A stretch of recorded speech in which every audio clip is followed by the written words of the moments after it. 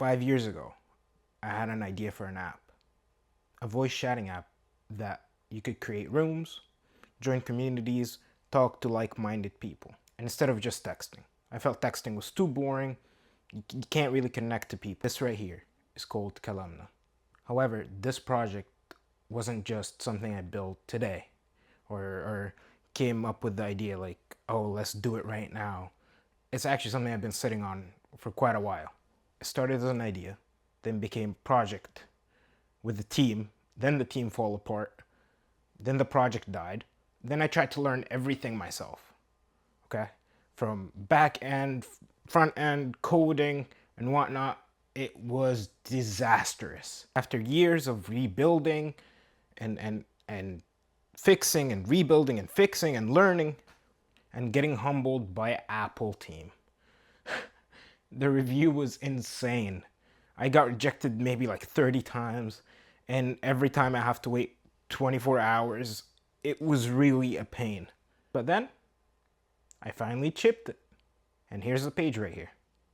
In this video, I want to talk about what obstacles I had to overcome, how I designed it, all the behind the scenes, and what it actually means to build an app, especially for mine after 5 long years. 5 years later. Also, I'll be sharing with you guys the difference between Google submitting your app to Google Play Store and submitting it to Apple App Store.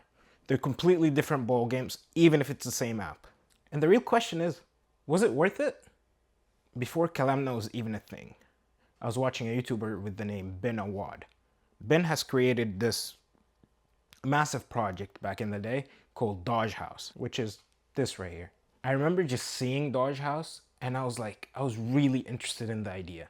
The idea of being able to connect with people, talking to people, and much more. You connecting literally with like-minded people, because Dogehouse was made for programmers to just hang out and talk instead of just texting, which I thought was amazing. I remember seeing it and I was just mind blown by it. Text is cool, but voice feels a lot different. It hits a very different spot. It's amazing how you can tell how the person is feeling just from the voice, just from how they speak or how they act, and it's just mind-blowing to me. Especially in this day and age with AI, voice just feels more human. When I joined Dogehouse, it wasn't about creating my own app or anything. It was just that I was really interested in connecting to like-minded people. I thought it was pretty cool. It's a neat idea. This Dogehouse came from Ben Awad's channel. I figured the community would like the same things that I do. Coding, programming, maybe even tech enthusiasts. So I thought, why not? Let's give it a shot. I want to join it. At first, it was just, being fun. I wasn't a founder. I wasn't an experienced developer. I was just a tech enthusiast. I like tech. I like talking about tech. I like knowing how things work. So it seemed like a perfect fit for me. And I really did enjoy talking to a couple people there. I met really good people there. I met some questionable characters. But all in all, it was just a great time to just be involved with other people. The idea of my app came later on when a friend of mine was like, oh, why not create something like it, but for your own community? And I was like, well, it's a good idea, but I don't have the experience, nor do I have the time to do it. I was in college during that time, about to graduate, and I was just exhausted. But the idea kind of stuck with me. I was like, why not create an app like Dogehouse? But then I want it to be more fun. Because Dogehouse, as cool as it was, it still wasn't something fun, attractive. It was more of like a robust build, but it just was not it for me. I wanted something more. Right before Dogehouse shut down I think 2 days after, I met my friend, his name is Jakes.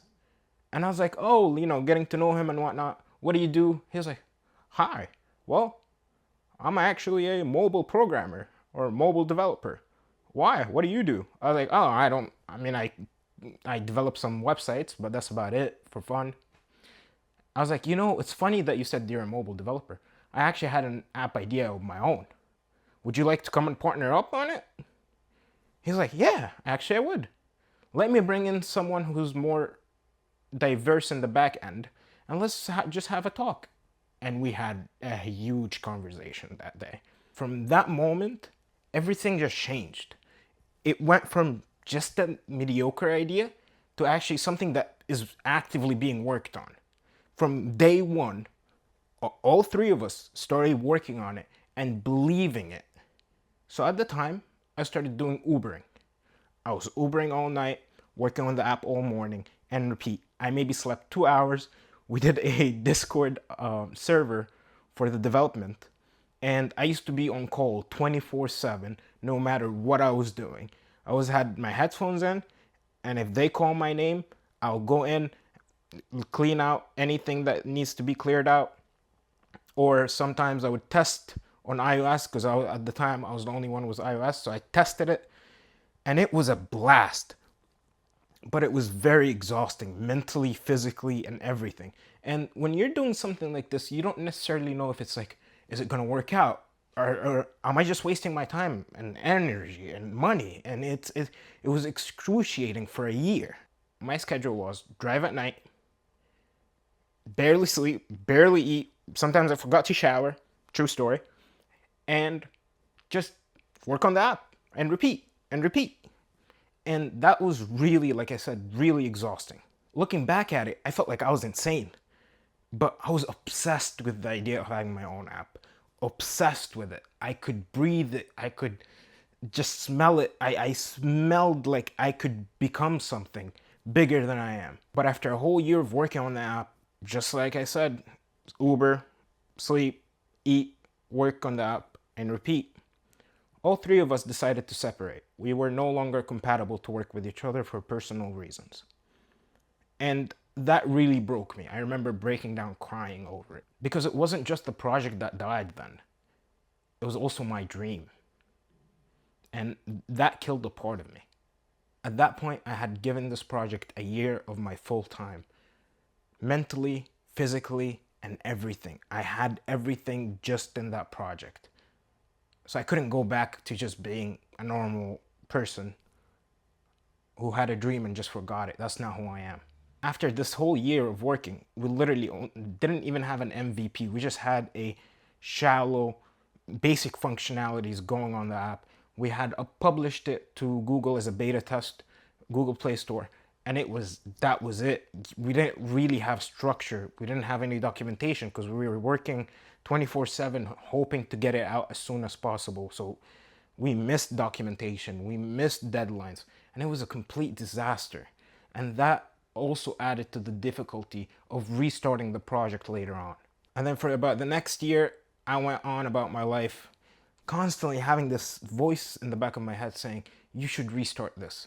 This is your project. This is your project. This is your dream. You gotta do it. And for about a year, it just kind of died. And then I was like, you know what? One day I was sitting, I was like, I want to do it. This is my dream. I gotta work for it on my own. And that's exactly what I did. I started trying to learn programming languages.